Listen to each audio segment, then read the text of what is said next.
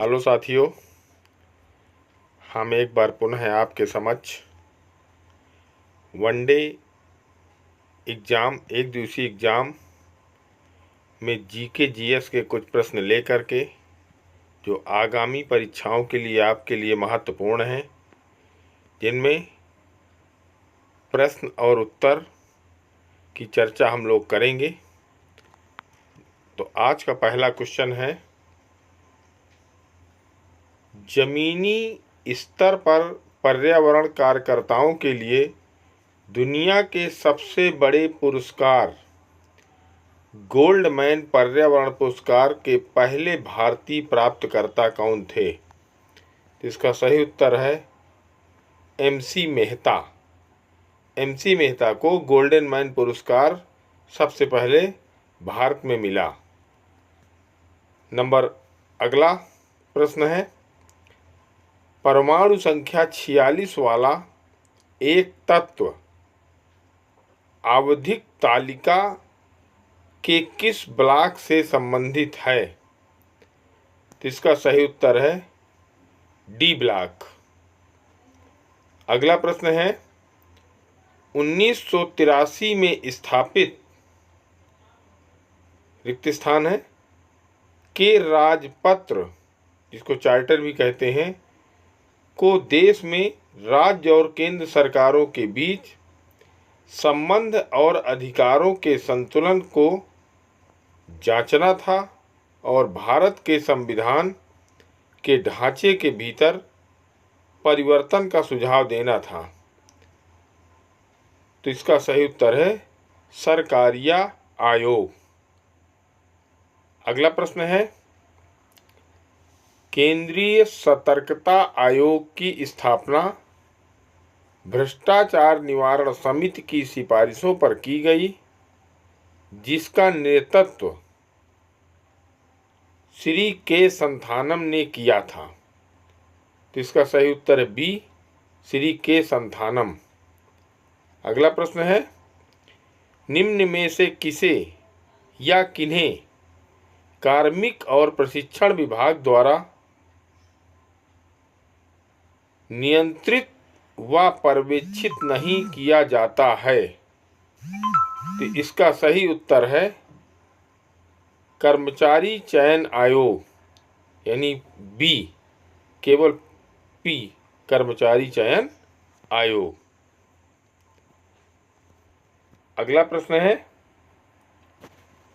जनहित याचिका PIL जिसे बोलते हैं, मामले पर न्यायाधीश के निर्णय के संबंध में निम्न में से कौन सा या से सही है? ये दोनों गलत हैं, ना P सही है ना Q सही है। अगला प्रश्न है, सूचना का अधिकार अधिनियम का मूल उद्देश्य सरकार के कार्य में डैश डैश है, डॉट डॉट है, को बढ़ावा देना। तो काहे को बढ़ावा देना है? पारदर्शिता और जवाबदेही। इसके दोनों P और Q दोनों सही हैं, यानी सरकार पारदर्शी हो और सरकार जनता के प्रति जवाबदेही हो। सूचना के अधिकार का मतलब ये है। अगला प्रश्न है, भारत में माल और सेवा कर, जिसे आप GST बोलते हैं, की दरों का फैसला कौन करता है? तो केंद्र सरकार करती है। इसका सही उत्तर है ए, यानी P, केंद्र सरकार। अगला प्रश्न है, पंचायत राज व्यवस्था को अपनाने वाला पहला भारतीय राज्य कौन सा था? तो राजस्थान था। राजस्थान सही उत्तर है। साथियों, हमें इसी तरह प्रोत्साहित करते रहिए, हमारे चैनल को सब्सक्राइब करते रहिए, हमें लाइक करते रहिए और शेयर करते रहिए, जिससे हम आपको अच्छे अच्छे प्रश्न ला करके आपके समक्ष आपको बताते रहें, उनकी व्याख्या करते रहें, उनके उत्तर बताते रहें। अगला प्रश्न है, निम्नलिखित में से किस दिन खिलाफत दिवस मनाया गया था? तो ये मनाया गया था 17 अक्टूबर 1919 को। अगला प्रश्न है, केंद्र और राज्यों के कानून बनाने के अधिकारों के बारे में निम्नलिखित में से कौन सा से सही है? तो दोनों सही हैं। पी कहता है संघ और राज्य सरकारें दोनों समवर्ती सूची के विषय पर कानून बनाती हैं। बिल्कुल सही है। यदि समवर्ती सूची के विषय पर संघ कानून और राज्य कानून में कोई मतभेद होता है तो संघ का कानून अंतिम मान्य होता है, अंतिम होता है। तो इसका सही उत्तर है पी और क्यू। अगला प्रश्न है निम्नलिखित में से कौन सा से किसी भारतीय को प्राप्त कानूनी अधिकारों के बारे में सही है? तो इसमें पी गलत है, क्यू सही है। उस कानून को बदलकर विधायिका द्वारा कानूनी अधिकारों को बदला जा सकता है या हटाया जा सकता है। तो इसका सही उत्तर है डी। अगला प्रश्न है संसद सत्र रिक्त स्थान से आरंभ होता है। तो संसद सत्र का जब सत्र बुलाया जाता है तो दोनों सदनों की संयुक्त बैठक होती है और उस सदन की जो संयुक्त संबोधन होता है वो राष्ट्रपति करता है। इसका सही उत्तर है सी, दोनों सदनों में राष्ट्रपति का संयुक्त संबोधन होता है।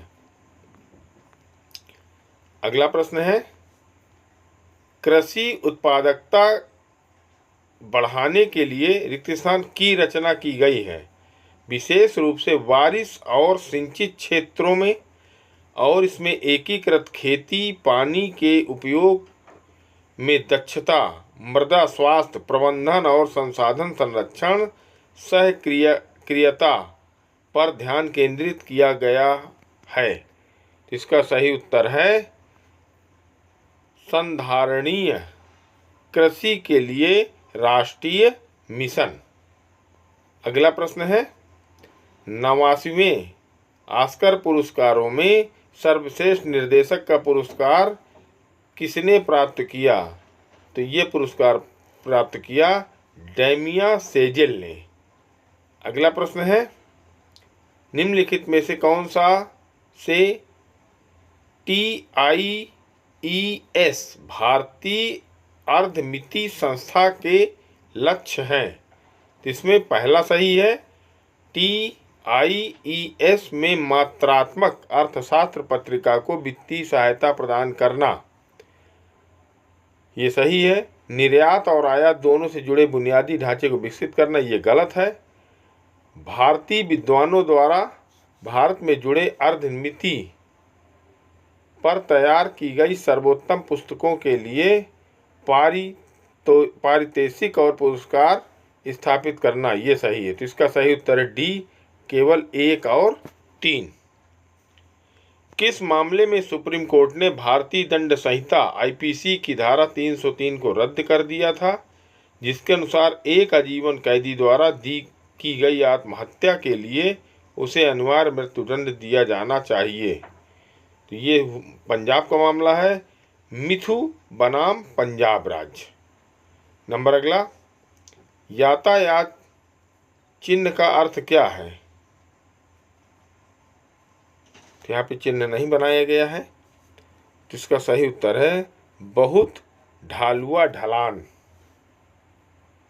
अगला प्रश्न है निम्नलिखित में से कौन सा भारत का सबसे स्थिर पठार है? तो इसका सही उत्तर है दक्कन का पठार।